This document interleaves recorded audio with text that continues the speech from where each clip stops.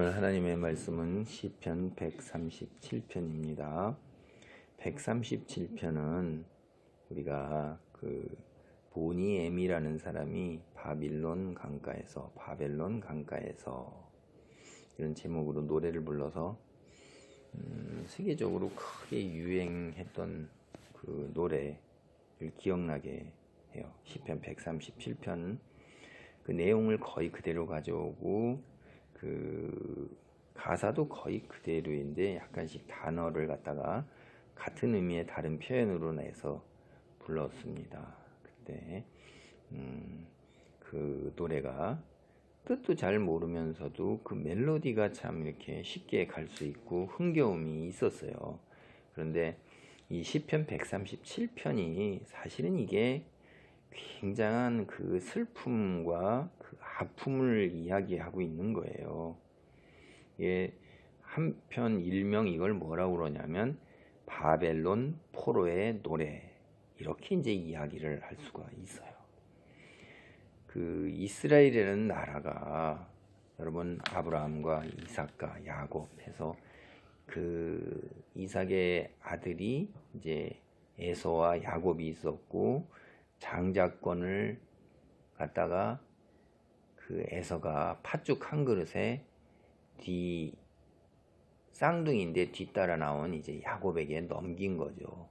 장자권을 별로 그렇게 대수롭지 않게 여겼던 그 에서는 사실 그것은 그 표면에 드러나는 이야기고 하나님의 그 약속에 대해서 별 관심이 없었던 거예요. 하나님의 말씀에 의지하고 순종하며 하나님을 믿고 의지하는 게 아니라 자기 중심적으로 살아가는 것을 표현하는 말입니다. 에서는 그렇게 살았어요. 자기 중심적으로 자기를. 야곱이 인간적으로 볼 때는 굉장히 교활하고 간사하기 짝이 없습니다. 사실은. 그러나 그 교활하고 간사한 인격을 지닌 건 우리 모두가 사실 그러한 면이 있는 거고, 야곱은 이제 그러한 것을 행위로 옮긴 것이 드러난 것이지요. 우리도 자체도 그 야곱과 같은 그런 행위를 하는 경우가 인생에서 상당히 있을 것입니다. 그래서 야곱에게 돌을 던질 자격이 우리도 없어요. 근데 야곱은 그 중심에 하나님이 있었어요. 그래서 야곱에게 12아들이 태어났고, 그 12아들이 애굽 땅으로 내려가서 이제 장정만 60만 명이 되어서 모세 인도 아래 가나안 땅으로 나왔죠. 그럴 때 그들이 모세가 시내산에서 하나님께서 일러주시는 창세기, 출애굽기, 레위기, 민수기, 신명기 이 5가지 성경을 갖다가 이제 기록을 해서 이스라엘 민족에게 외워 들렸어요. 그리고 그들은 외우면서 그 하나님 말씀을 지키고 살았어요. 거기에 중요한 것이 이제 초창기부터 나올 때 모세나 여호수아나 다 하나님의 말씀을 지키고 우리는 살겠다 이렇게 하는데, 이스라엘 민족은 그 출애굽 홍해바다를 건너기 직전서부터 목이 곧고 교만한 것이 보여요. 당장 죽음의 현세에서 어려움이 닥쳐오면 원망을 하고 하나님을 떠납니다. 그것이 벌써 그렇게 나오는데, 그 홍해바다를 건너와서도 계속 그러한 사건이 있었고, 그래서 광야의 40년 동안에 그들이 그 자기의 그 행위로 인해서 다 거꾸러져 죽었어요. 그 자식들이 일어나서 이제 가나안 정복 전쟁을 여호수아의 지도 아래 할 때도 또 하나님을 떠나는 일이 있었고, 정복을 해서 그 자리에 가나안 땅에 정착했었을 때 사사기 시대를 보면 사사들도 하나님 말씀을 떠나는 경우가 참 많았어요. 그리고 그 후에 역사가 계속해서 하나님 말씀을 떠나고 자기 중심적인 삶을 사는 거예요.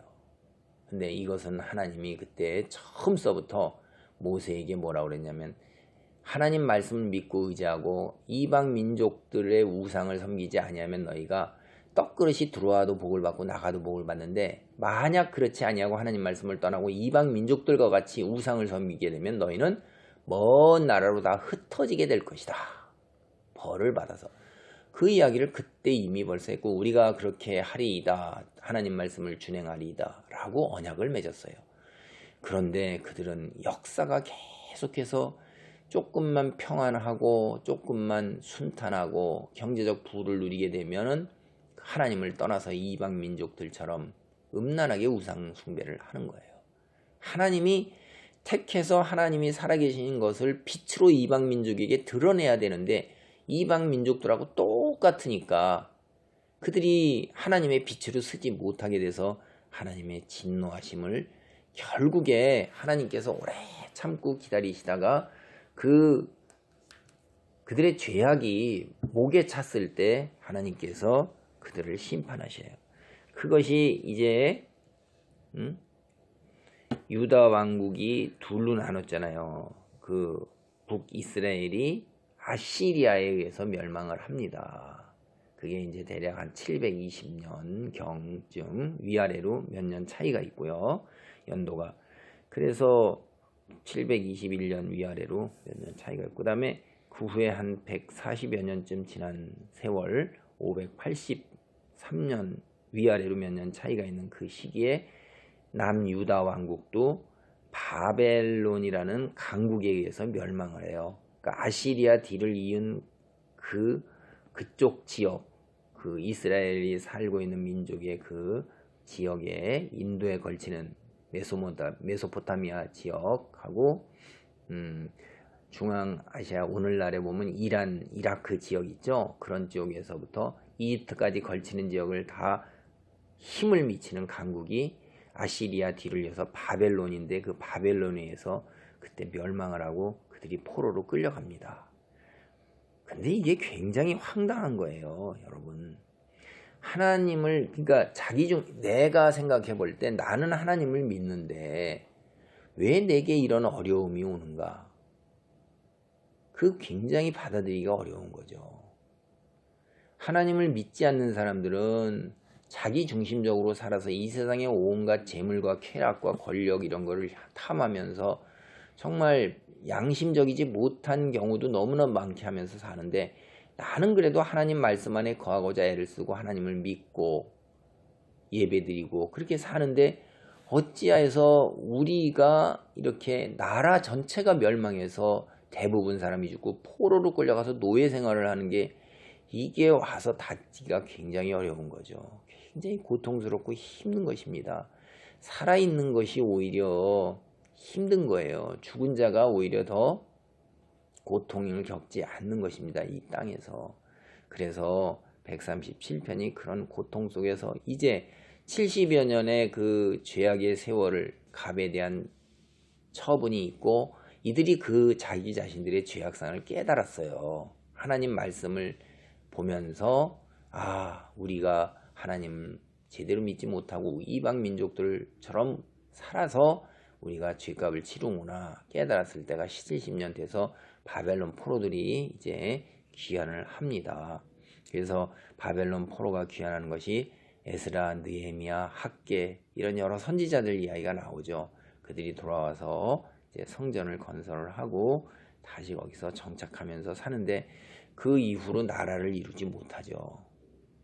근데 그때 그들이 돌아와서 이제 부른 노래가 바로 이것입니다. 137편 1절입니다. 우리가 바벨론의 여러 강변 거기에 앉아서 시온을 기억하며 울었도다. 고향을 생각하면서 눈물을 금할 수가 없었던 거예요. 바벨론의 그 바벨론 수도 왕국이 그 수도 있는 데에서 강변에서 끌려가서 이제 유프라테스 강으로 이제 생각이 됩니다. 그 중에 버드나무에 우리가 우리의 수금을 걸었나니 이는 우리를 사로잡은 자가 거기서 우리에게 노래를 청하며 우리를 황폐하게 한 자가 기쁨을 청하고 자기들을 위하여 시온의 노래 중 하나를 노래하라 함이로다. 우리가 이방 땅에서 어찌 여호와의 노래를 부를까? 예루살렘아 내가 너를 잊을진데 내 오른손이 그의 재주를 잊을지로다. 이게 한번 생각해 보세요. 포로로 끌려가서 있는데 거기에 포로로 잡은 자가 노래 한 곡 해라 이러는 거예요. 그 노래가 나오겠어요? 일가 친척들 다 죽고 간신히 살아남은 내가 이제 끌려와서 노예 생활을 하는데 거기에 우리를 그렇게 잡아온 자, 우리의 가족을 다 죽인 자가 노래를 할 것을 강압적으로 하는데 그게 어떻게 내 입술에서 그게 노래가 나오겠어요? 예루살렘, 내가 살던 곳, 하나님 찬양하는 노래, 이게 어찌 나오겠습니까? 그래서 나는 너를 잊지 않는다 하는 것이, 너를 잊는다면, 하나님을 잊고 예루살렘을 잊는다면 오른손이 내가 마비될 거단 말이에요. 그 수금을 키는 그 재주가 다 날아갈 거라는 거예요. 6절, 7절 이런 것도 다 역설적인 얘기예요. 내가 예루살렘을 기억하지 아니하거나 내가 가장 즐거워하는 것보다 더 즐거워하지 아니할진대 내 혀가 내 입천장에 붙을지로다. 내가 벙어리가 된다는 얘기예요. 내가 예루살렘을 잊어버리고 그 다음에 내가 지금 이 세상 속에서 쾌락 속에 빠져버리면, 바벨론의 문명 속에서, 이방 민족의 그 문명 속에서, 찬란함 속에서, 화려함 속에서 이제 하나님을 잊어버리고 내가 그 세상의 문명 속에, 환락 속에 빠져버리면 벙어리가 될 거라는 얘기죠. 난 잊지 않는다는 거예요. 절대로 잊지 않는다는 거예요. 여호와여, 예루살렘이 멸망하는 날을 기억하시고 에돔 자손을 치소서. 그들의 말이 헐어버리라 헐어버리라 그 기초까지 헐어버리라 하였나이다. 이 바벨론이 쳐들어올 때 제가 아브라함, 이삭 얘기했죠. 이삭의 장자였던 에서의 자손이 에돔이에요. 이게 에돔이라는 게 붉은 거라는 거예요. 붉다는 뜻인데, 그들이 광야 생활을 하는데 피부가 붉었나 봐요. 그래서 에돔 자손인데, 아니 같은 형제인데 오히려 가장 앞장서서 바벨론을 도와서 이스라엘 민족, 즉 야곱의 후손이죠. 거기를 다 그렇게 미워하고 증오하고, 그래서 가장 앞장서서 다 죽이려고 같이 들어왔던, 길을 안내하면서 같이 들어오고 앞장섰던 게 에돔 자손이에요. 그 얼마나 밉겠어요. 그래서 8절 보면 멸망할 딸 바벨론아, 바벨론이 문명으로 화려하고 치장하기가 이게 딸 같은 거예요. 그런데 멸망을 해야 된다는 거예요. 내가 우리에게 행한 대로 내게 갚는 자가 복이 있으리로다. 우리의 가족을 다 죽이고 나를 포로로 끌고 오고 국가와 민족을 다 멸망시키고, 이런 나라, 그렇게 행한 것처럼 다른 나라가 바벨론을 갖다가 멸망시키고 그들을 포로로 끌고 가기를 바라는 거예요. 내가 행한 대로, 그 행한 대로 너도 한번 당해봐라. 그렇게 기도하고 찬송을 드리는 거죠. 내 어린 것들을 바위에 메어 치는 자는 복이 있으리로다. 137편의 9절, 이 말은 성경에서 참 힘든 말입니다. 우리가 내 어린 것들을, 고대 사회에서는 정복자는요, 어린아이뿐만 아니라 부녀도 다 죽였어요. 살아있는 생명이 거의 없는 겁니다. 특히 바벨론도 잔혹하기가 무섭고 아시리아도 잔혹하기가 무서운 민족이에요. 상멸절시키는데 가축까지도 다 죽이고 완전히 물태워서 초토화시켜서 남아있는 게 없어요. 그런데 그렇다고 해도 이렇게 얼마나 가슴에 한이 맺혔으면 하나님께 이렇게 기도를 하는가 하는 것을 역설적으로 우리가 볼 수가 있는 거예요. 이게 우리 인간의 본연적인 심성이에요. 내가 당한 대로 갚아주기를 바라는 거예요. 이게 내가 당한 대로 내 어린 것들, 바벨론의 자녀, 이걸 누가 그 바벨론에게 그대로 내가 당한 것처럼 행하는 강한 민족, 그런 민족, 너희는 그거를 갖다가 기도하는 거예요. 이런 것들이 이제 참 굉장히 힘든 구절인데, 인간의 본성을 그대로 잘 드러낸 거라. 이렇게도 기도를 드리는구나. 물론 기도는 하나님이 들으시고 안 들으신 건 이제 하나님의 역사이죠. 이 바벨론 뒤에 이제 메대와 바사로 나눠지고 바벨론 멸망합니다. 이 세상에 세운 악한 도구로 사용하시는 하나님의 손에 붙들린 그런 국가나 민족, 역시 선을 행하지 않으면 자신들도 그와 똑같은 대가를 받아요. 137편은 굉장히 슬프고 가슴 아프고 원통하고 그런 것인데, 이 보니 엠이라는 사람들이 130편을 주제로 해갖고 바벨론 강가에서 멜로디는 굉장히 이렇게 경쾌하게 불렀어요. 그래서 이 노래를 들을 때마다 이 이스라엘 민족들의 그 아픔과 슬픔과 가슴이 찢어지는 듯한 그런 것들을, 상태를 기억하면서 그런 자리에 이르지 않도록 신앙에 바로 서야겠구나 하는 생각을 해 봅니다. 아멘.